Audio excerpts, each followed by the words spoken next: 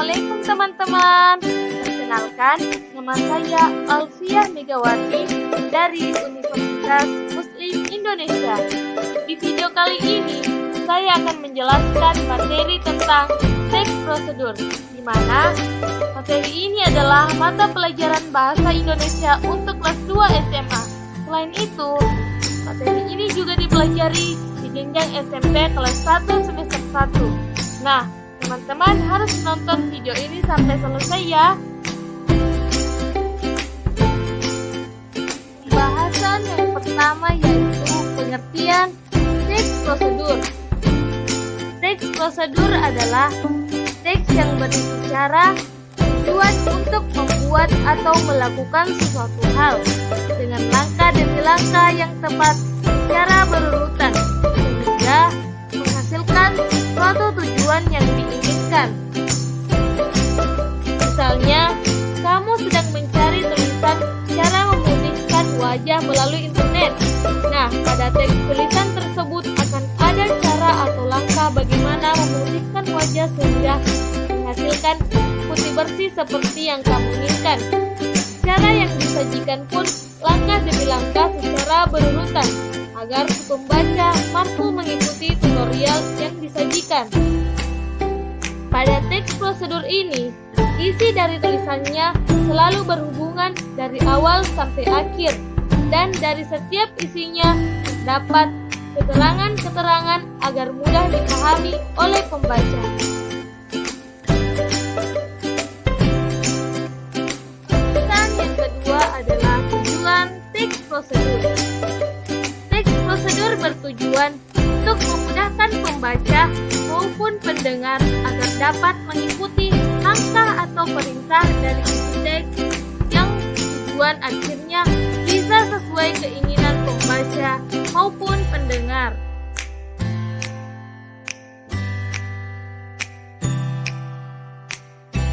Pembahasan yang ketiga yaitu mengenai struktur teks prosedur, di mana struktur teks prosedur terbagi menjadi 4 bagian. Yang pertama yaitu pembuka, di mana teks prosedur umumnya diawali dengan judul yang merupakan inti dari kegiatan yang akan dilakukan. Pada bagian ini juga dijelaskan tujuan dari pembuatan teks prosedur atau hasil akhir yang akan dicapai dalam melakukan tahapan-tahapan pada teks prosedur.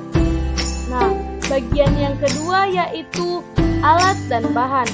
Pada bagian ini berisikan bahan-bahan, alat-alat atau material yang diperlukan dalam melakukan kegiatan ataupun membuat sesuatu. Contohnya, dalam teks membuat makanan akan dijelaskan bumbu dan bahan apa saja yang akan digunakan. Nah, bagian yang selanjutnya yaitu bagian yang ketiga yaitu langkah-langkah. Bagian ini berisikan langkah-langkah yang harus dilakukan untuk memperoleh hasil sesuai dengan tujuan teks prosedur. Tahapan ini harus dilakukan secara runut dan tidak boleh ada tahapan yang terlewat ataupun tertukar. Bagian yang keempat yaitu simpulan. Bagian ini berupa kalimat atau paragraf yang menjelaskan hasil yang didapat setelah melakukan setiap langkah kegiatan. Pada bagian ini terdapat saran dan tanggapan penulis terhadap kegiatan yang telah dilakukan.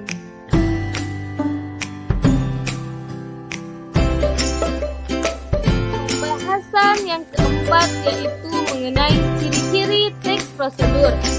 Teks prosedur dapat dengan mudah dibedakan dengan jenis teks lainnya.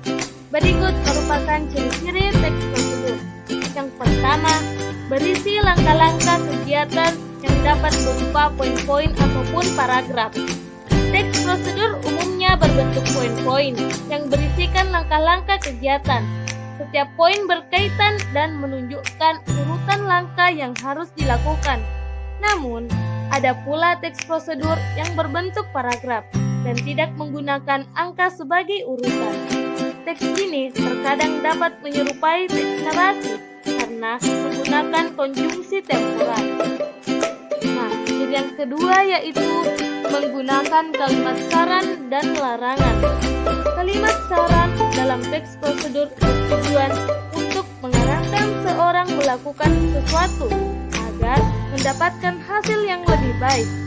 Begitu pula dengan kalimat larangan, yaitu agar seseorang tidak melakukan langkah yang salah. Ciri yang ketiga yaitu disusun secara sistematis dan dijelaskan secara detail. Teks prosedur berisi langkah-langkah yang sistematis dan runut. Setiap langkah juga dijelaskan secara detail agar pembaca dapat memahami langkah yang akan dilakukan. Ciri yang keempat yaitu berisi informasi yang bersifat objektif.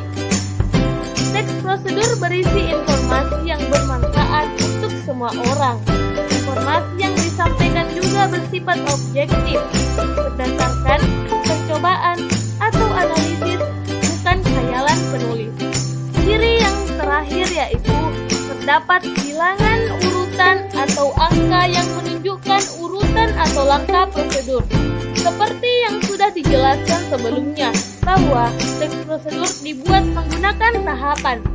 Umumnya ditulis menggunakan angka, tetapi untuk teks yang berupa paragraf akan terdapat urutan langkah yang ditunjukkan dengan kata seperti pertama, kedua, ketiga, dan seterusnya.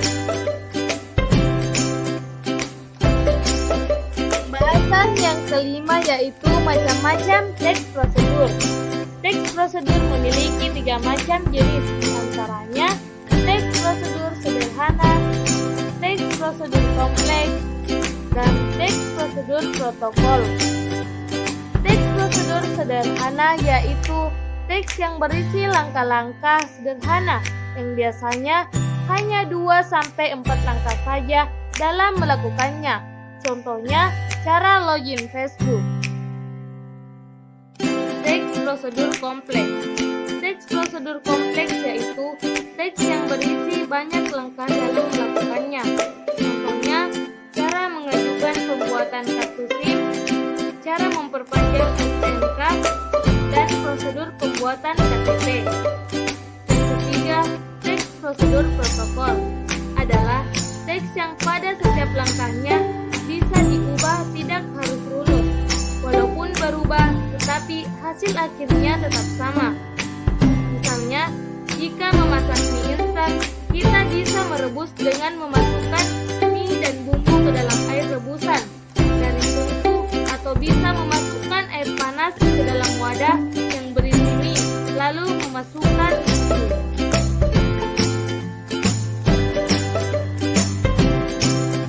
Pembahasan yang keenam yaitu kaidah kebahasaan. Yang pertama, kalimat imperatif. Kalimat imperatif artinya mengandung perintah. Fungsinya ialah untuk meminta atau melarang seseorang untuk melakukan sesuatu. Yang kedua, kalimat deklaratif. Kalimat deklaratif berisi pernyataan. Fungsinya ialah untuk memberikan informasi atau berita tentang sesuatu. Yang ketiga, kalimat interrogatif. Artinya, kalimat yang berisi pertanyaan. Fungsinya ialah untuk meminta informasi tentang sesuatu. Yang keempat, konjungsi temporal. Konjungsi temporal merupakan kata penghubung yang berhubungan secara kronologis dengan waktu dan kejadian dari kedua peristiwa yang memiliki keterkaitan. Misalnya, setelah ini, kemudian, lalu, sesudah itu, dan selanjutnya. Yang kelima yaitu verba material dan tingkah laku. Verba material adalah perbuatan yang mengacu pada tindakan, seperti potonglah ubi itu dan masukkan air ke dalam wadah. Sedangkan verba tingkah laku adalah perbuatan yang mengacu pada tindakan berdasarkan ungkapan seperti tunggu kira-kira 5 menit dan tunggu sampai matang. Dan yang keenam, partisipan manusia. Partisipan manusia adalah mempartisipasikan atau mengikut sertakan manusia dalam tulisan tersebut untuk membantu langkah-langkahnya. Yang ketujuh, bilangan penanda. Bilangan penanda adalah bilangan yang mengurutkan langkah-langkah pada tulisannya.